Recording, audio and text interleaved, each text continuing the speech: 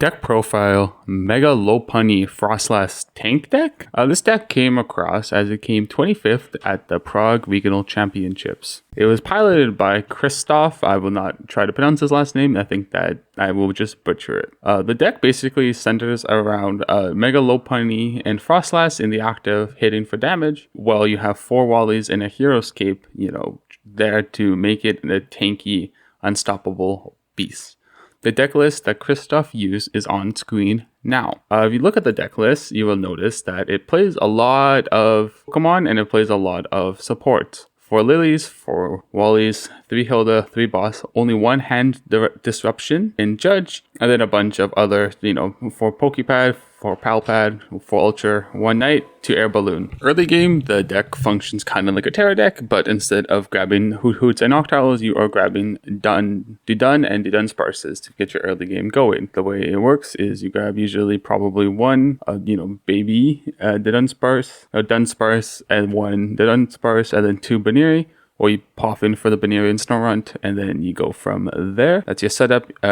Phantom's a really good early game attacker. We only play 1 of it, so it can be hard to find. But, we have the Buddy Poffin in there for more consistency as well. The way the deck functions is basically you put an air balloon on your Baneri or Lopunny, and then you have the Dunsparce in the active, and then you run away draw, your Baneri goes up with the Mega Lopunny, and then you basically can attack with the Gale Thrust for 170, and that's consistent damage. With the Air Balloon attached, and you have a Mist Energy either on the Lopunny or the Water Energy, you could start swinging with Gale Thrust once your Dunsparce goes into your deck. The cool thing about this is that you're just basically a tank, same with the Mega Frostlass. The Mega Frostlass is there as another tank option. Whichever one you put the Hero's Cape on is basically your main attacker. The Mega Frostlass works really well, especially since we don't play Hand Disruption, and your opponent won't be playing their Hand Disruption usually. They kind of just want to see every card to have all the options. This deck has really favorable matchups, especially into like Dragapult or other,